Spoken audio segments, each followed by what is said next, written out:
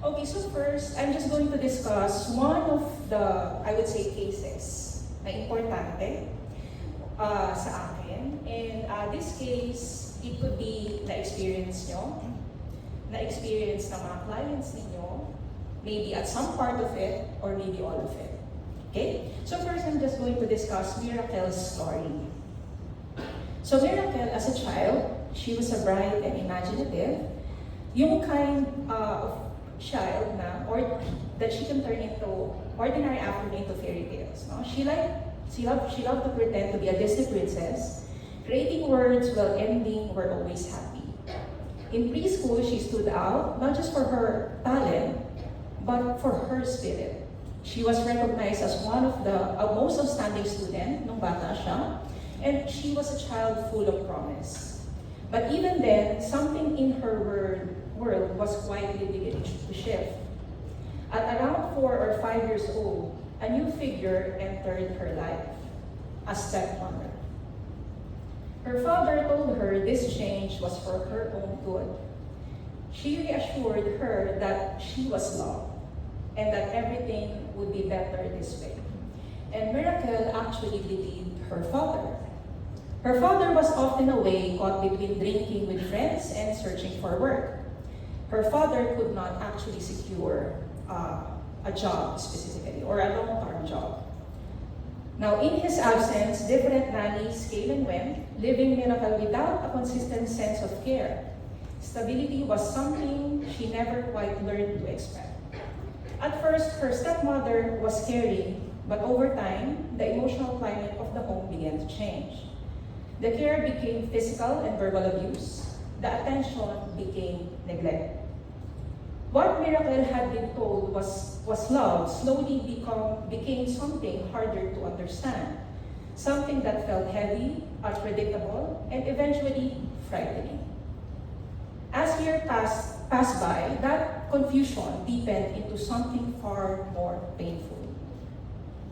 The man who was supposed to protect her became the source of her deepest harm and her deepest pain. From the age of 6 to 14, Miracle endured repeated abuse at the hands of her father. Abuse that was not only physical, emotional, and verbal, but also sexual. It often happened when her stepmother was away, working in another country. In those moments, Miracle was left alone with the reality that she could not comprehend and she could not actually escape because she was too young. What it made even more devastating was the way it was explained to her. She was made to believe that what was happening for her is for her own good, or what was happening to her was for her own good.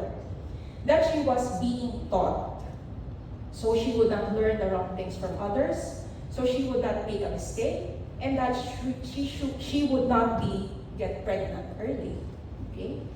And she carried that belief for years, not knowing it was actually grooming. Children do not easily question the people they depend on. They shape their understanding of the world around what they were told. And so Miracle tried to make a sense of the senseless. She told herself that this was what love looked like, even when every part of her felt otherwise. At the same time, another absence weighed on her, the absence of her mother, or biological mother. When Miracle tried to reach her, she was met not with comfort, but with rejection. Her mother is actually struggling with schizophrenia. Could not receive it, and that could not receive her. Whether it was illness or circumstance, Miracle could not understand it. All she knew is that she was not loved. And so the message became clear in her young mind that she was actually unwanted. This belief followed her into school. The girl who had once excelled began to struggle. She found it difficult to concentrate, her body often heavy with exhaustion. She was labeled slow, stupid, and difficult. And she always received those words, not just in school, but also at home. These words echoed what she had already begun to feel at home. At 9 years old, the weight of it all became too much for her. Without fully understanding death, but deeply understanding pain, Miracle swallowed random pills that she found in the medicine cabinet. It was not so much as a desire to die, but it was desperate need to make the hurt go away. She survived during that incident. But survival did not mean relief.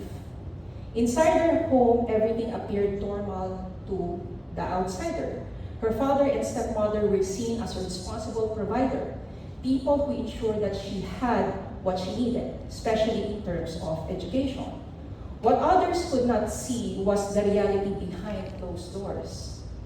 Mistakes were met with belts and pinches, words were used like weapons, and Miracle was made to believe that she was the problem, the bad child, the burden, and the one who needed fixing. And all the while the abuse continued hidden beneath silence and fear, that debilitating fear. As she grew older, something in her began to shift. The beliefs she had been taught started to crack. Confusion gave way to awareness, and awareness to anger. She began to recognize that what had happened to her was not love, it was betrayal. She confronted her father many times, asking him why he had done those things to her, especially the sexual abuse. But her questions were met with avoidance, silence, and deflection. There were no explanation, no apologies, and not even an acknowledgement of them. So she did what she had learned to do best. She buried it, and she thought she had forgiven him. To the world, Miracle appeared composed, even strong. She learned to present a version of herself that seems unaffected. But internally, the past did not stay buried. It resurfaced in fragments, in flashbacks, nightmares that would come without warning. Her body would react before her mind could even make a sense of it, shaking, tightening, recoiling, and afraid for no specific reason. She struggled to trust others, especially in intimate relationships. Fear would appear suddenly without clear cause, as though her body remembered something her conscious mind tried to avoid. So she began her healing journey. It started the moment she chose to change, to free herself from intrusive thoughts, to gain control over overwhelming emotion, and to finally build a healthy relationship.